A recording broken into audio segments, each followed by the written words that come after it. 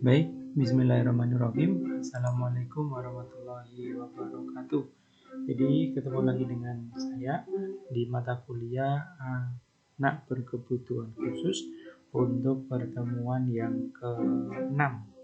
Jadi nanti 5 apa 6 ya ini? 6. Jadi nanti ada materi yang sudah saya rekamkan di sini. Nanti teman-teman tetap menyimak video ini sampai akhir. Barangkali ada door prize atau hadiah nanti di dalam video ini. Oke, guys. Jadi pertemuan yang ke-6 ada klasifikasi anak berkebutuhan khusus. Jadi kalau teman-teman membawa bukunya, bisa juga dibuka di buku panduan yang telah saya berikan.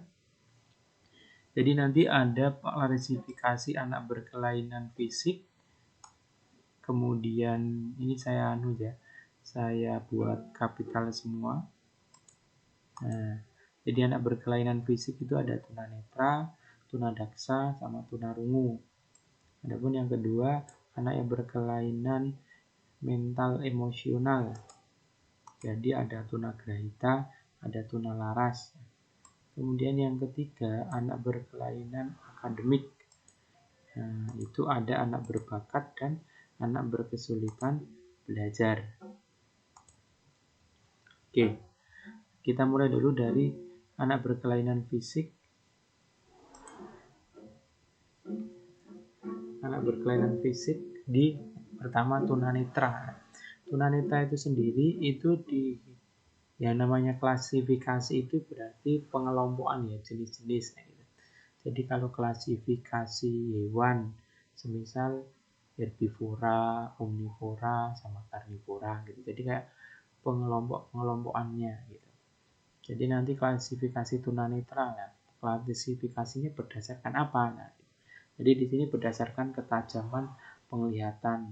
Itu ada 3, normal, low vision, sama the blind. Blind, bahasa Inggrisnya buta, blind. Jadi normal, dia menunjukkan ketajaman penglihatannya 20/20 atau 6/6 meter. Kemudian low vision yaitu memiliki ketajaman penglihatan 6/20 meter atau 6/60 meter. Jadi dia masih bisa melihat dengan bantuan. Jadi seperti saya itu pakai kacamata. The blind. Terus penyandang tunanetra yang memiliki tingkat ketajaman 6/60 meter atau kurang atau di bawahnya. Jadi mohon maaf bisa dikatakan buta gitu. Nah, itu klasifikasi berdasarkan tingkat ketajaman penglihatan. Nah, kemudian yang kedua ada adaptasi pedagogis.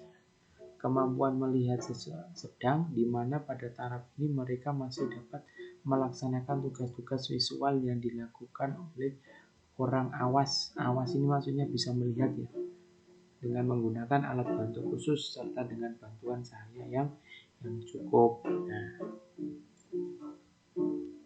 jadi bisa melihat karena lampunya yang terang dengan bantuan kacamata lah gitu. Itu kemampuan melihat sedang.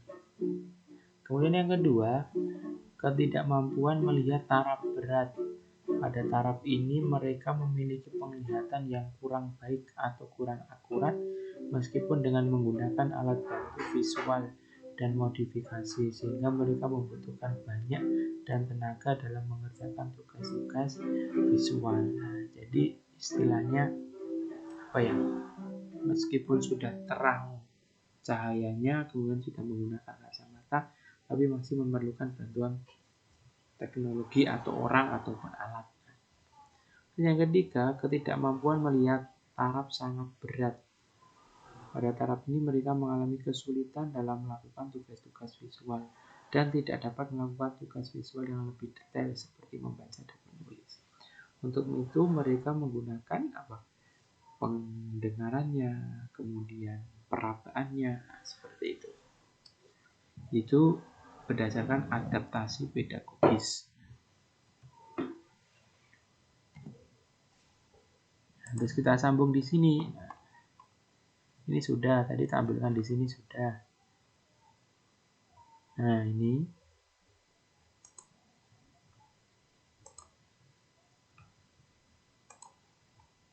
Nah, sudah kan? Yang kedua, tunarungu. Tunarungu itu berarti tidak mampu mendengarkan ya. Nah, sama klasifikasi umum. Nanti ada klasifikasi khusus. Klasifikasi umum yaitu the deaf atau tuli, yaitu penyandang tunarungu berat dan sangat berat dengan tingkat ketulian di atas 90 dB. Nah, gitu. Kemudian hard of hearing atau kurang dengar, penyandang tunarungu ringan atau sedang, derajat ketuliannya 20 sampai 90 dB. Nah, itu klasifikasi umum. Kemudian ada klasifikasi khusus, itu dibagi menjadi ada 4. Nah, tunarungu ringan dulu, penyandang tunarungu yang mengalami tingkat ketulian 25 sampai 45 dB.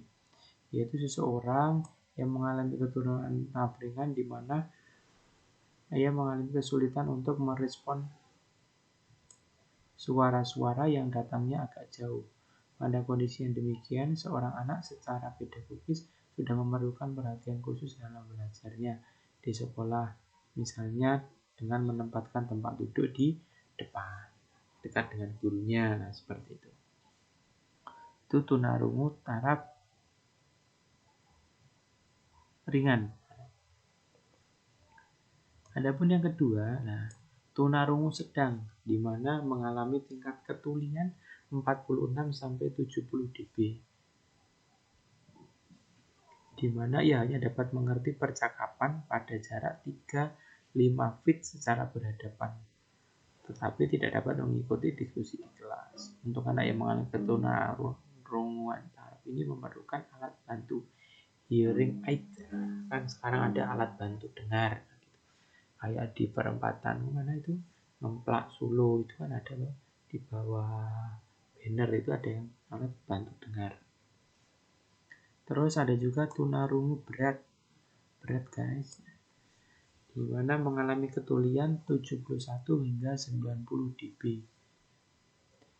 Hanya dapat merespon bunyi pada jarak yang sangat keras atau diperkeras. Nah, gitu. Contoh kalau teman-teman berbicara dengan orang-orang yang sudah lanjut usia itu kan, kalau nggak keras berarti nggak akan dengar. Dikudu ditempel di telingane. Nah, terus yang keempat, ini yang paling berat, tingkat ketulian 90 dB ke atas. Nah, ia tidak bisa merespon suara sama sekali. Nah, jadi dia lebih mengandalkan kemampuan visual atau penglihatannya. Gitu. Jadi harus nggak dengar, makanya dia kayak melihat apa itu gerakan bibir, terus dengan penglihatan itu bisa. Nah, tadi berarti sudah klasifikasi tunarungu secara umum dan secara khusus. Adapun yang ketiga, tunadaksa.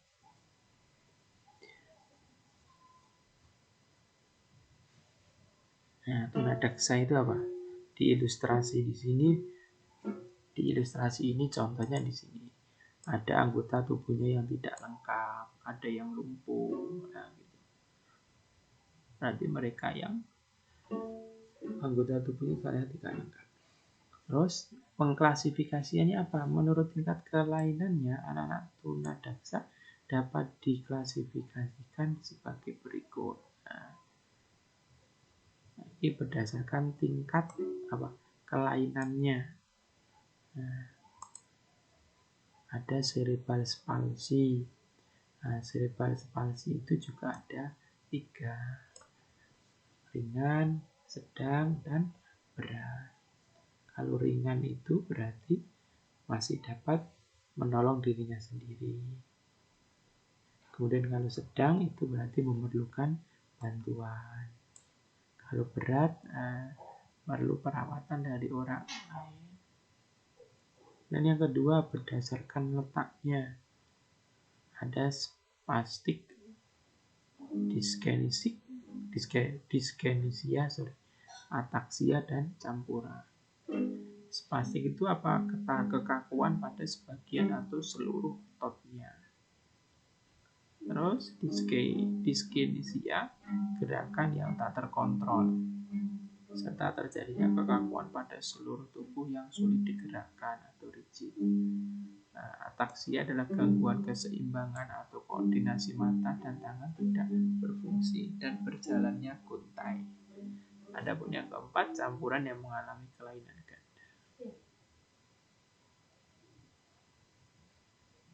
Adapun yang ketiga adalah polio.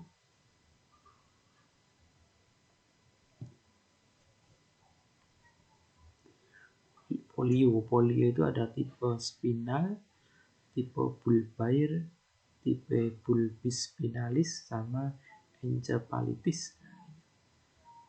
Spinal kelumpuhan yang pada otot-otot leher, sekat dada, tangan, dan kaki.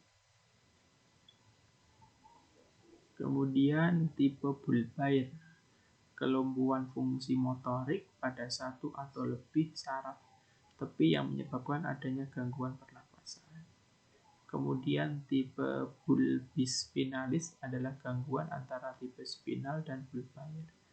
Kemudian encephalitis adalah pada umumnya ditandai dengan adanya demam, kesadaran menurun, tremor, dan kadang-kadang kejang.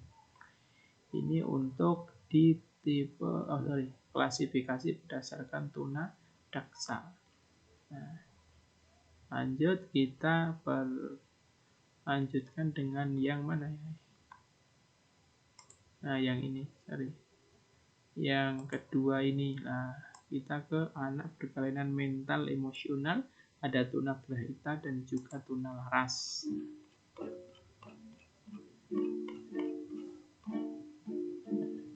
Nama klasifikasi tetap mengelompokkan ya, tunagrahita.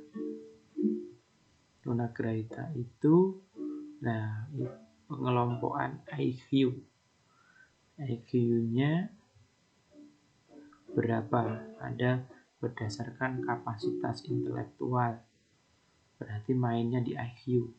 IQ dari paling rendah. Nah, 50 sampai 70, IQ sedang 35 sampai 50, ataupun berat 20 sampai 35, dan yang paling berat adalah di bawah 20. Nah, gitu. Kemudian yang kedua, tunagrahita berdasarkan kemampuan akademik. Tunagrahita mampu didik, mampu latih, dan perlu rawat. Nah. Dan yang ketiga, tipe klini pada fisik. Ada Down syndrome, ada makrosefalik, sama mikrosefalik.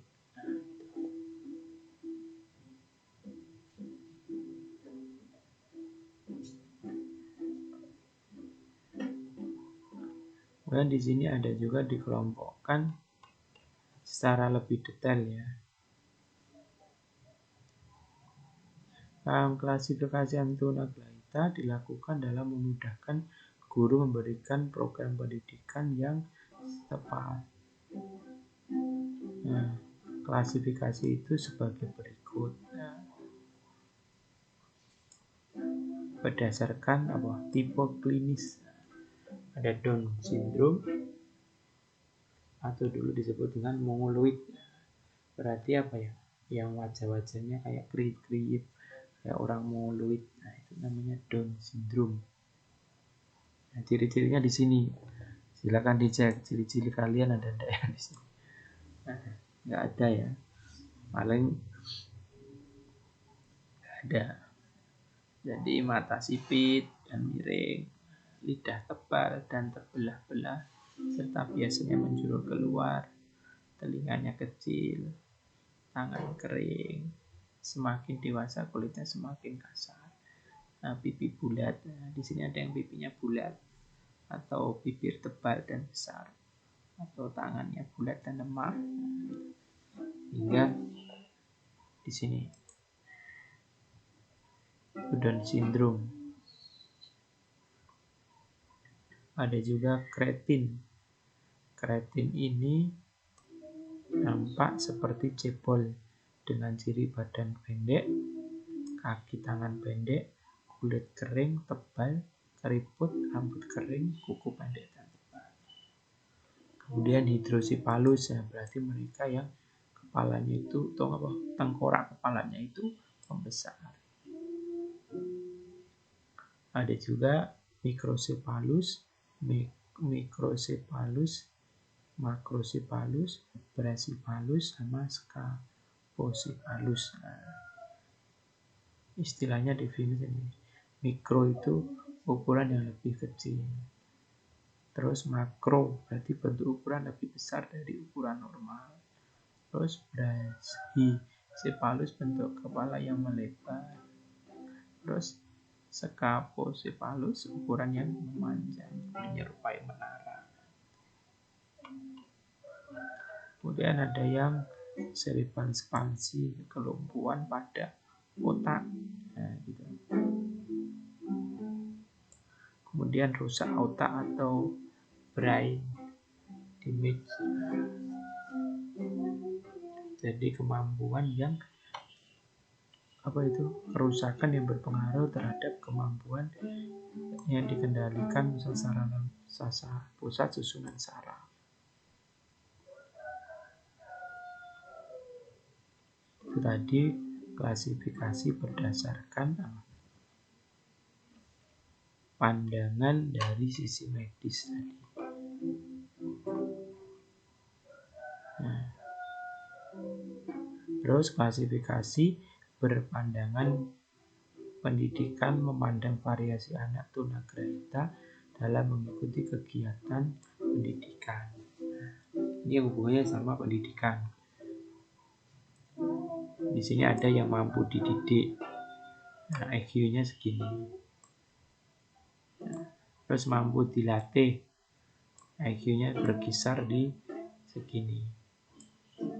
Perlu rawat atau total perawatan, berarti IQ-nya yang sangat rendah. Terus klasifikasi tunagrahita yang dalam berpandangan sosiologis. Jadi kemampuannya di sini. Kemampuannya mandiri di masyarakat atau peran yang dapat dilakukan di masyarakat.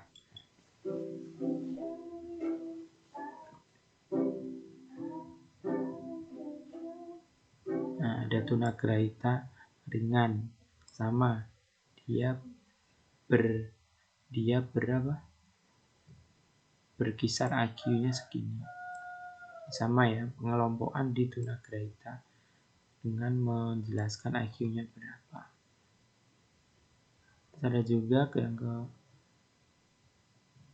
keempat, ini masih sama, bukan sama sih, klasifikasi yang oleh tokoh Leo Kanner.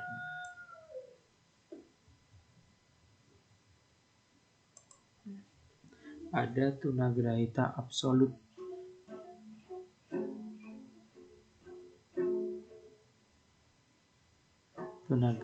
Tunagrahita absolut termasuk kelompok tunagrahita yang jelas nampak ketunagrahitaannya, baik berada di pedesaan maupun di perkotaan. Nah, terus tunagrahita relatif, mungkin di sini tunagrahita yang di masyarakat tertentu itu dianggap tunagrahita, tapi di masyarakat yang lain tidak. Terus tunagrahita semu, mereka yang penampilannya sebagai penyandang tunagrahita, tetapi sesungguhnya ia mempunyai kapasitas kemampuan yang normal. Ada juga klasifikasi berdasarkan IQ yang dikemukakan oleh Grossman, Hallahan, dan Kaufman tahun 1988. Rata-rata IQ-nya segini.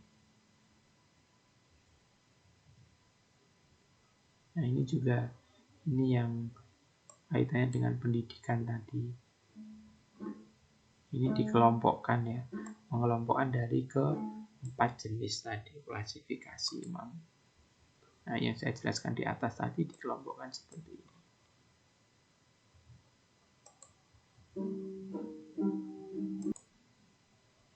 Oke, jadi masih ada tugas di kalian. Silakan jawab di kolom komentar. Nah, ini soal dijawab di kolom komentar, sertai nama, name, dan semester. Soalnya seperti ini. Ya. Baca atau cari informasi tentang kampung idiot di kota Ponorogo. Menurut kalian, mereka sebagai anak berkebutuhan khusus jenis apa?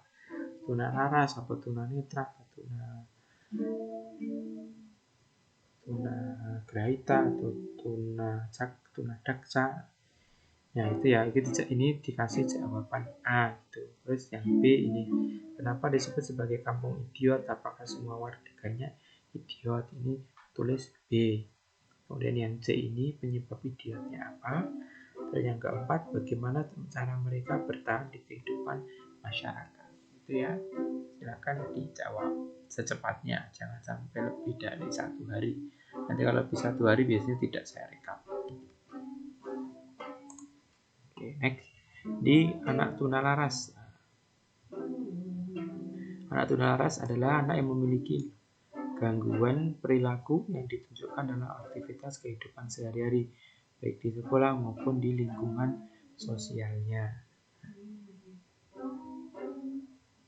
Ini klasifikasinya berdasarkan perilaku dan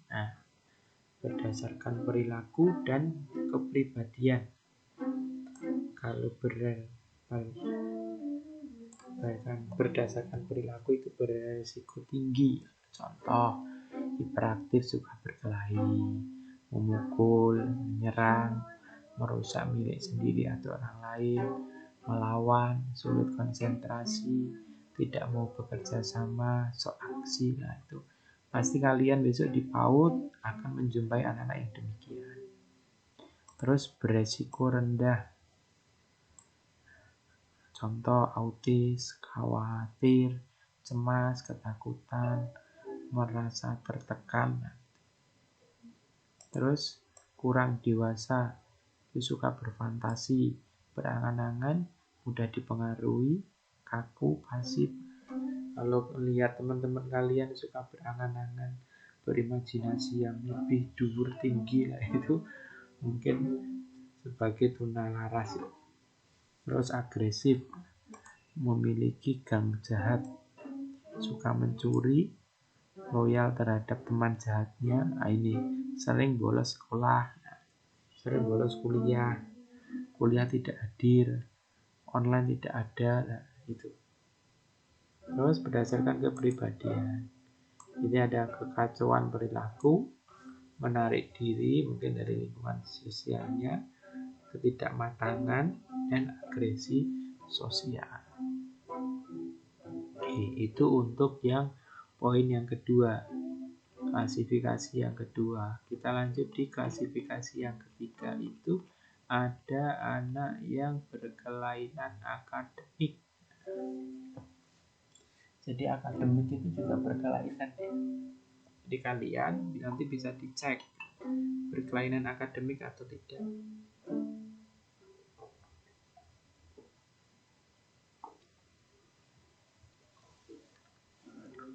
Nah, jadi kelainan akademik itu sebenarnya ya bukan yang negatif ya di sini, karena kenyataannya itu ada dua. Nah, anak berbakat. Nah, anak yang berbakat itu apa? Mereka yang memiliki kemampuan intelektual di atas rata-rata.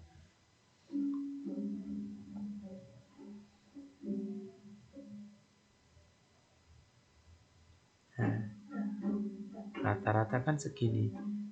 Di rentang 137.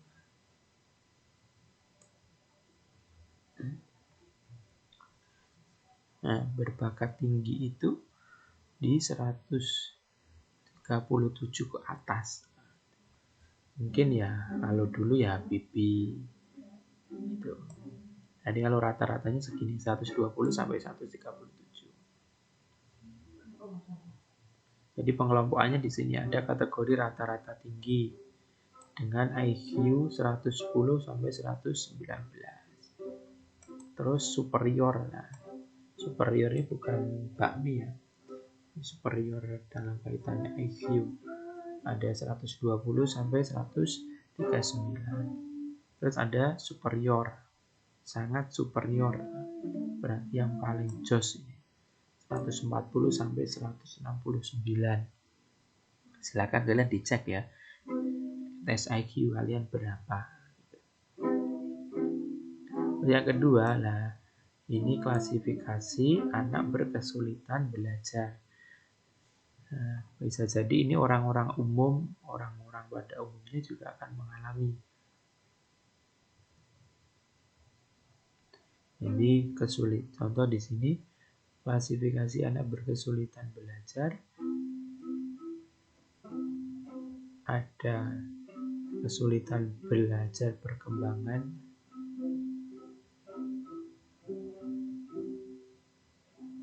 contoh pengelompokan kesulitan belajar di bawah 5 tahun atau balita adalah belajar perkembangan. Anak belum belajar secara akademis, tetapi dalam belajar proses kematangan prasyarat akademis. Jadi perkembangannya, 6 aspek perkembangan itu belum optimal. Mungkin kemampuan dalam membedakan panas, dingin, belum bisa mendengar belum sempurna, berbicara belum begitu fasih. Itu perkembangan. Kemudian kesulitan belajar akademik. Akademik itu mungkin kesulitan membaca atau disleksia, kesulitan menulis, disgrafia, dan kesulitan berbahasa atau disfasia. Nah, itu. Nah, ini learning disability.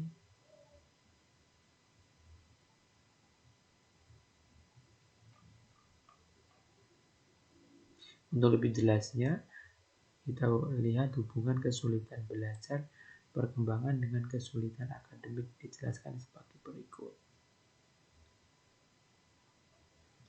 Nah, ini berkesulitan belajar dan perkembangannya akan berpengaruh kepada ini, membaca, menulis.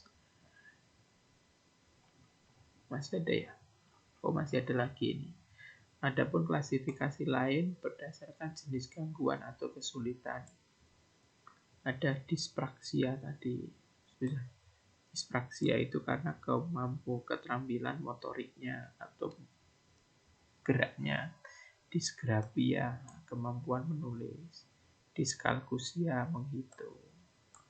Disleksia, membaca. Disfasia, salah dalam berkomunikasi. Oke, itu untuk pertemuan yang ke-6. Silakan dicek tugas-tugasnya dan terima kasih. Wassalamualaikum warahmatullahi wabarakatuh.